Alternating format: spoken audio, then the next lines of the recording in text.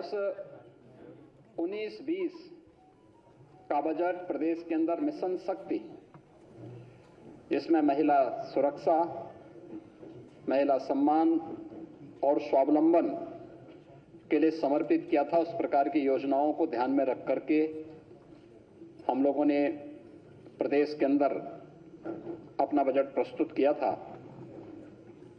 2000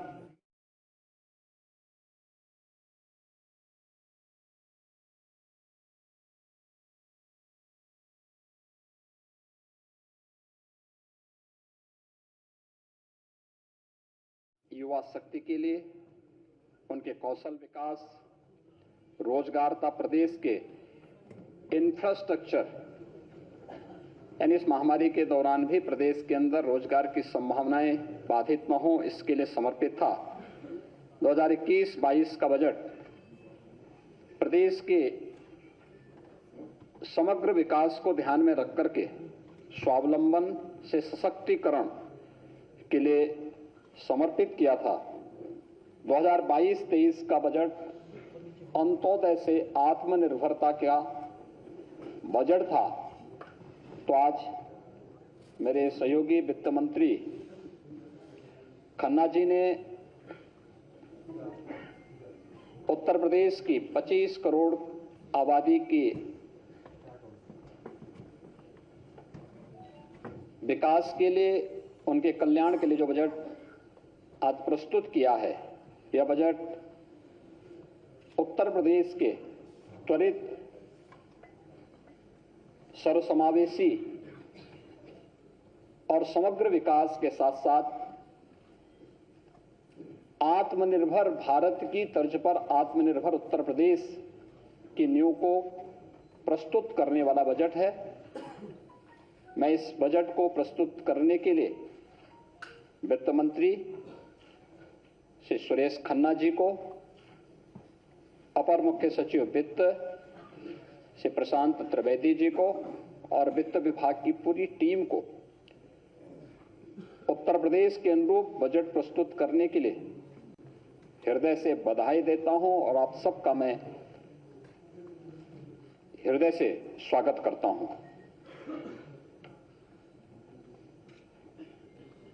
यह बजट उत्तर प्रदेश को देश की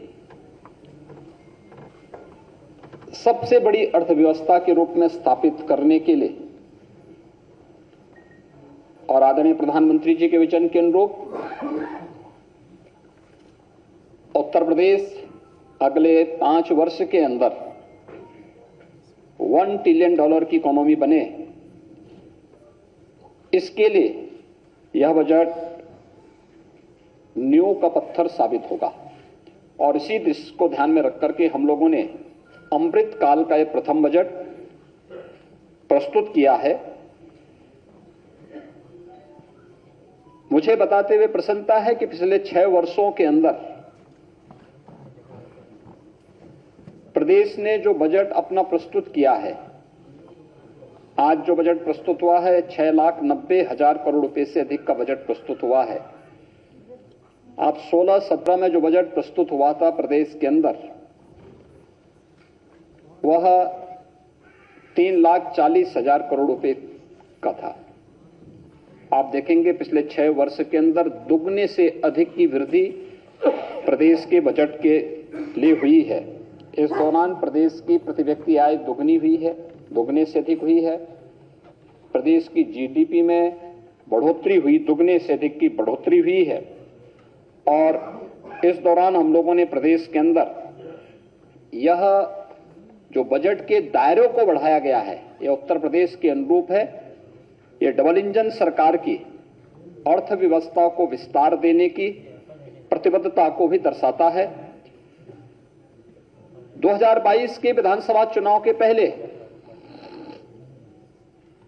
हमारी पार्टी ने उत्तर प्रदेश की जनता से लोक कल्याण संकल्प पत्र के माध्यम से जो वायदे किए थे, 130 जो हमारे वायदे थे, आज के इस बजट प्रस्तुत करने के साथ उनमें से 110 वायदों को हम इसके साथ इसमें समाहित किए हैं। पूरे बजट में अगर आप उसका बजट पर ध्यान देंगे तो लगभग 64,000 करोड़ रुपए से अधिक की धनराशि लोक कल्याण संकल्प पत्र में घोषित संकल्पों के लिए समर्पित हैं और उसमें बजट में उसका प्रावधान किया गया है। मित्रों, प्रदेश ने ये जो अर्थव्यवस्था को, उत्तर प्रदेश की अर्थव्यवस्था के दायरे को बढ़ाया है, उसको विस्तार दिया है। इसके लिए हम लोगों को अनेक कदम उठाने पड़े। प्रदेश में कर चोरी को रोकना पड़ा, वित्तीय अनुशासन और बेहतर वित्तीय प्रबंधन को प्रदेश के अंदर कैसे लागू किया जाए, इसमें शासन प्रशासन स्तर पर और हर एक स्तर पर, हर विभागीय स्तर पर इस पर कार्य हुआ। आज उसका परिणाम है कि जहां 2016-17 में राजस्व कर जो प्रदेश को केवल 86,000 करोड़ रुपए का प्राप्त होता था, वह आज 2022-23 के अंदर, यानी इस वित्तीय वर्ष के अंत में मार्च 2023 में जब हम लोग अपने राजस्व कर को देखेंगे तो यह 2,86,000 करोड़ रुपए से बढ़कर के 2,20,000 करोड़ रुपए को पार कर रहा होगा। प्रदेश में 2016-17 में जो सेल टैक्स और वैट से कुल लगभग 51,000 करोड़ रुपए की प्राप्ति होती थी, आज सेल टैक्स और वैट नहीं बल्कि जीएसटी है। जीएसटी के माध्यम से यह राशि बढ़कर के 1,25,000 करोड़ रुपए से अधिक होने का अनुमान है इस वित्तीय वर्ष के अंत में। स्टेट एक्साइज में जो 2016-17 में मात्र 12,000 करोड़ रुपए प्राप्त हुआ था, आज ये 22-23 में 45,000 करोड़ रुपए प्राप्त होने का अनुमान है।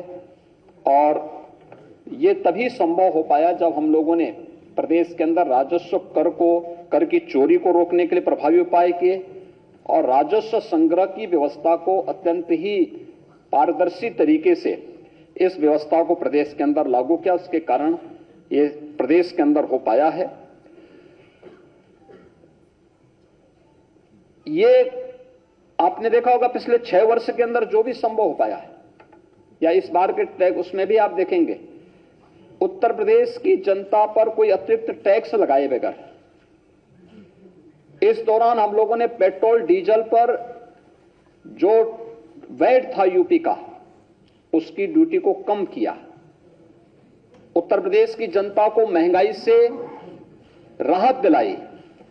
और आज अगर आप देखेंगे कि प्रदेश के अंदर एक और डीजल पेट्रोल देश के किसी भी अन्य राज्य की तुलना में सस्ता है, इसके कारण आवश्यक उपभोक्ता वस्तुएं भी प्रदेश के अंदर महंगी नहीं हुई। आम जनमानस को राहत मिला, लेकिन पारदर्शी टैक्सेशन की प्रणाली प्रदेश के अंदर लागू करने, टैक्स चोरी को रोकने और राजस्व संग्रह को बढ़ाने का परिणाम आज हमारे सामने है कि प्रदेश ने जो एक रेवेन्यू सरप्लस स्टेट के रूप में आज उत्तर प्रदेश है, और जो हमारे पास रेवेन्यू सरप्लस है उसने प्रदेश के अंदर वर्ल्ड क्लास इंफ्रास्ट्रक्चर को देने में भी एक बड़ी भूमिका का निर्वहन किया। और उत्तर प्रदेश आज देश के अंदर बेहतरीन इंफ्रास्ट्रक्चर देने में सफल हुआ है। ये विगत 6 वर्ष के अंदर प्रदेश के अंदर ये सभी चीजें प्राप्त की हैं। प्रदेश के अंदर आज के इस बजट में जो चीजें आप देखते होंगे, बहुत सारी चीजों की घोषणा इसमें आज यहां पर हुई है। वित्तीय अनुशासन का पूरा पालन किया गया है। इसमें पूरे बजट में अगर आप देखेंगे कुशल वित्तीय प्रबंधन की झलक आपको प्रदेश के अंदर देखने को मिलेगी। राजकोषीय अनुशासन को बनाए रखा गया है। एफआरवीएम एक्ट के अंतर्गत प्रदेश के अंदर जो राजकोषीय जो घाटे का जो निर्धारित सीमा है वह 3.5% से कम करके वह 3.24% तक करने में हमें सफलता प्राप्त हुई है और यह प्रदेश के अंदर वर्तमान में है। बजट के अंदर जो कुछ और चीजें महत्वपूर्ण है वह है 2016-17 में बजट का जो आकार था वह स्वयं के कर का जो उसमें रेशियो था वह केवल 33% था। यानी जो हमारा स्वयं का रेवेन्यू प्रदेश के अंदर था वो उसमें केवल बजट में 33% वो योगदान दे पाता था। शेष ऋणों के माध्यम से या फिर सेंट्रल गवर्नमेंट पे निर्भरता के माध्यम से ही हम करते थे, या फिर उसके बारे में कोई भी हम साइलेंट रह पाते थे। इसका मतलब ये सब घोषणाएं झूठी थी। लेकिन आज जो भी हम कर पा रहे हैं, बजट में दोगुने से अधिक बजट होने के बावजूद बजट को हम लोगों ने लगभग 45 से 46% जो भाग है वह स्वयं के राजस्व से आज प्रदेश प्राप्त कर रहा है। राज्य सरकार का यह बेहतर वित्तीय प्रबंधन और राजस्व चोरी रोकने के परिणाम स्वरूप आज एक बजट का बड़ा हिस्सा राज्य सरकार अपने स्वयं के स्रोतों से वहन कर रही है। 16-17 में 20% से अधिक वित्त पोषण ये ऋणों के माध्यम से होता था।